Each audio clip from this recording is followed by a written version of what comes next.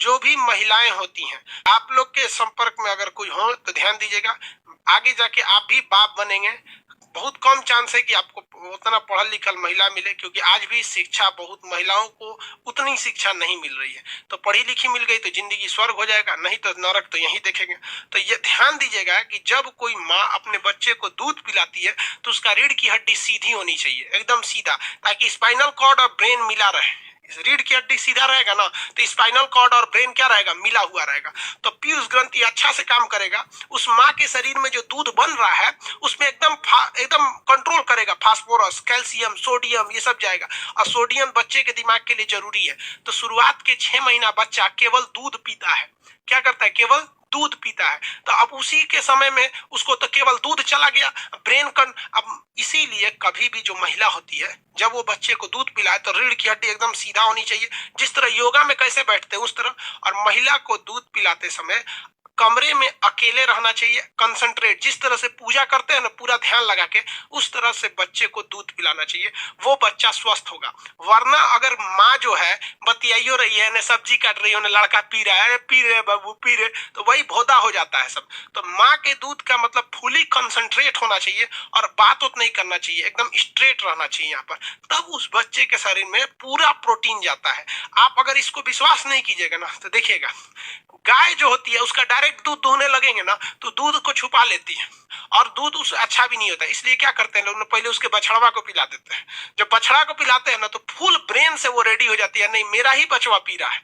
तो हर एक प्रोटीन वगैरह हर चीज की मात्रा को वो क्या कर देती है, मतलब दे देती है। तो इसलिए इस चीज का हमेशा ध्यान रखिएगा कि माँ का दूध तभी अच्छा है जब फुली कंसंट्रेट होकर करे। उसको उस वक्त किसी से बात नहीं करना चाहिए। जिस तरह से पूजा घर अलग होता है ना, वैसे ही बच्चे को दूध पिलाना है तो 10 मिनट अलग रख के पिला दीजिए। उसमें बच्चा भी स्वस्थ रहता है। लेकिन अशिक्षितता इतना ज्यादा है कि बच्चा को, जो माँ ऐसा करती है बच्चा बीमार भी नहीं पड़ता है, कुछ भी नहीं करता है। अब माँ प्याज काट रही है, अपने आदमी से बतिया रहे, हाँ बबुआ दूध पी दो, का हलवा सऊदिया है, ड्यूटी चल रहा है। अरे सजुआ तोर ब्रेन हुआ लगल है, दूध यहाँ बन रहा है, बचवा कौन सी पिएगा, उसका खाली पेट बढ़ेगा, दिमाग नहीं।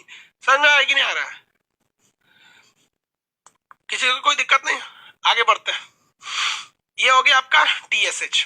लेकिन गाय भैंस में लोग इतना ध्यान थोड़ी देता है। तो गाय भैंस को एक इंजेक्शन लगा दिया जाता है जिसके कहते हैं ऑक्सीटोसिन हार्मोन का इंजेक्शन। कौन सा? ऑक्सीटोसिन। ऑक्सीटोसिन।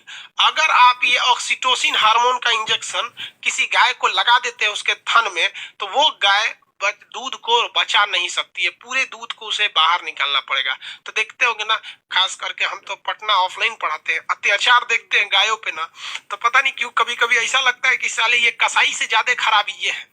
दिन भर छोड़ देंगे सड़क पर, अब वो प्लास्टिक खा के मरे, कोई उसको मारे, एक्सीडेंट हो जाए, टेम्पो में लड़े, जीप में लड़े, कुछ भी लड़े, कोई मतलब नहीं, उसे छोड़ दिया वहां पे। और बेचारी गाय इतनी सीधी होती है कि दिन भर इधर उधर खाती है और शाम को अपने मालिक के पास चले आती है।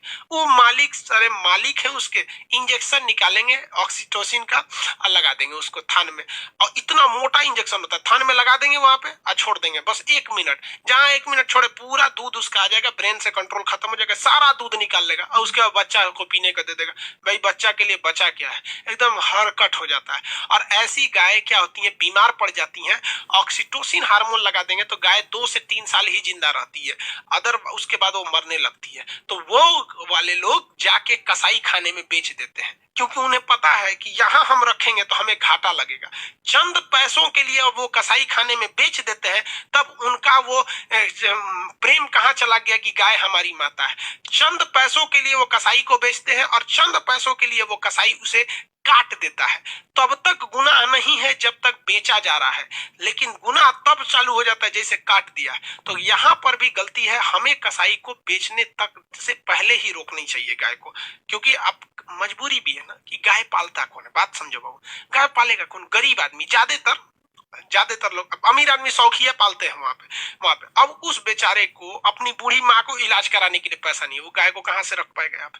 तो ये बड़ी समस्या हो जाती है। तो सरकार ने इस चीज को देखते हुए ऑक्सीटोसिन पर क्या किया हुआ है, रोक लगाया हुआ है। लेकिन हम आपको कहते हैं कि आप अपने शहर में होंगे, दिल्ली वगैरह का तो हम गौशाला देखे नहीं है, लेकिन पटना के किसी सड़क पे चले जाइएगा, पटना में दूध कैसे दिया जाता है ना, गाय को साथ लाता है सर, 1 लीटर चाहिए वहीं खड़ा करेगा सर और दूध के दे देता है सर, ऑक्सीटोसिन से निकाल के। सरेआम देखिए, किसी राज्य की राजधानी में सरेआम जिस प्रतिबंधित दवा को लगाया गया है, यूज होता है, ये हो गया हमारे। तो इस ऑक्सीटोसिन का अगर आप अपनी गाय को पाल रहे हैं तो प्लीज ऐसा यूज मत कीजिएगा, वरना उस गाय की सेवा करने से जितना पुण्य नहीं मिलेगा उतना आपको पाप मिल जाता है। तो ये ब्रेन से निकलने वाले 3 हार्मोन आप समझ में आ गए आप लोग को।